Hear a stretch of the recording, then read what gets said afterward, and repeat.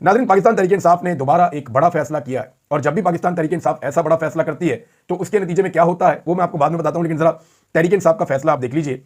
और क्योंकि ये सारी क़यादत इकट्ठी हुई थी पाकिस्तान तहरीक इंसाफ की, पेशावर में चारों सूबों गिलगित बल्तिस्तान और आज़ाद जम्मू कश्मीर के सदूर और जनरल सेक्रेटरीज इकट्ठे हुए, उनका इजलास हुआ और उसमें ये इत्तफाक कर दिया गया कि अब एहतजाजी तहरीक चलाई जाएगी इमरान खान साहब को रिहा करवाने के लिए। और पीटीआई जो है वो इसका लायामल मरकजी क़यादत के साथ बातचीत करेगी, फिर इसकी मंजूरी दी जाएगी।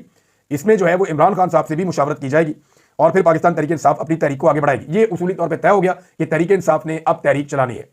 सारे सूबों के सदर, जनरल सेक्रेटरी वो सारे बैठ गए, उन्होंने कहा ठीक है, आज़ाद कश्मीर से भी आ गए, ये तहरीक चलेगी। लेकिन जैसे ही कभी तहरीक चलने की बात होती है तो उसके पैरेलल एक और बात जो है वो लॉन्च हो जाती है। हम हमेशा देखते हैं जैसे ही पाकिस्तान तहरीक इंसाफ तहरीक का मोमेंटम बनाती है, फौरी तौर पर खबर आ जाती है कहीं ना कहीं से कि मुज़ाकरात शुरू हो रहे हैं, या खबर आ जाती है कहीं ना कहीं से कि मुज़ाकरात चल पड़े, या खबर आ जाती है कहीं ना कहीं से कि बैकडोर चैनल चल पड़े, या खबर आ जाती है कहीं ना कहीं से कि जनाब राब्ते एस्टेब्लिशमेंट के हो रहे हैं। ये खबरें ऐन इस मौके पर आती हैं और ट्रक की एक और बत्ती के पीछे कौम लग जाती है। देखिए, अगर मुज़ाकरात हो रहे होंगे तो उसका कोई ना कोई नतीजा निकल आएगा और जब नतीजा निकल आएगा तो वो सबके सामने भी आ जाएगा।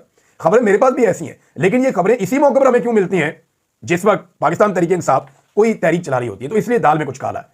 मेरे ख्याल में लोगों को इस मरतबा मुहतात रहना चाहिए। होता यह है कि तहरीक का जब मोमेंटम बनता है तो लोगों को मायूस करने के लिए या लोगों को मुतमईन करने के लिए एक तरह से कि जनाब आपके निकलने का फायदा कोई नहीं है, बातचीत चल रही है, कोई ना कोई हल निकल आएगा। तो फिर लोगों को जब उम्मीद बन जाती है तो लोग वो स्ट्रगल करना छोड़ देते हैं कि मेरा किरदार नहीं भी होगा तो बात तो चल ही रही है। लेकिन यहां पाकिस्तानियों को फैसला करना पड़ेगा कि क्या पाकिस्तान में ऐसे ही लाकानूनियत का राज रहेगा, ऐसे ही जुल्म, बर्बरियत और फसादियत रहेगी, ऐसे ही आवाज़ों को कुचला जाएगा। ना आज़ादी इज़हार राय है, ना मैंडेट का एहतराम है, ना इंसानी हुकूक है, ना रूल ऑफ लॉ है। इन चीज़ों के बगैर तो मुल्क नहीं चल सकता।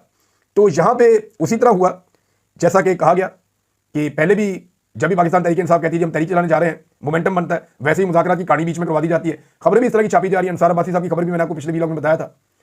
अंसार अब्बासी साहब अच्छे जर्नलिस्ट हैं, लेकिन आजकल उनकी सारी खबरें जो है वो एक इदारे से ही आती हैं और वहाँ से जो कहा जाता है उसको वो खबर बना के बता देते हैं।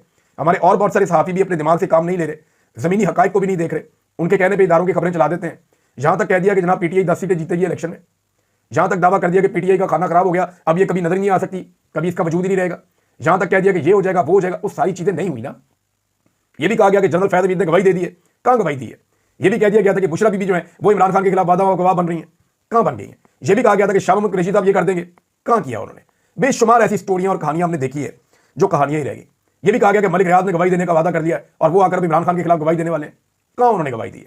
ऐसा कुछ भी नहीं हुआ और ना ही ऐसा कुछ होता हुआ दिखाई दे रहा है। तो इमरान खान साहब खुद ही बताएंगे क्योंकि बातचीत हो रही है नहीं हो रही, लेकिन इमरान खान साहब से अब तहरीक के हवाले से मशवरा किया जाएगा। अब इस मौके पर इमरान खान साहब ने कहा कि मेरी जो तवज्जो है वो तहरीक पे और तंजीम साजी पे। इसका मतलब है उनका फोकस वहीं पे है कि सड़कों के ऊपर जो है वो दबाव बढ़ाया जाए, अवाम का प्रेशर इंक्रीज किया जाए, ताकि जब मुज़ाकरात शुरू हो तो उसके अंदर अपनी बात मनवाई जा सके। सियासतदान ने मुज़ाकरात ही करने होते हैं, लेकिन अवामी दबाव अगर उसके साथ मौजूद हो तो उसे मुज़ाकरात में कामयाब होने की उम्मीद ज़्यादा होती है। यानी अगर आपके पास अवामी दबाव है तो आप ज़्यादा उम्मीद आपको कामयाब होने की होगी, लेकिन अगर आपके पास अवामी दबाव नहीं है तो उतनी उम्मीद नहीं होगी।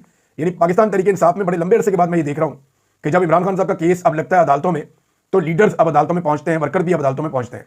खासतौर पर लाहौर हाई कोर्ट में आलिया हमजा साहिबा ने अब डर लोगों का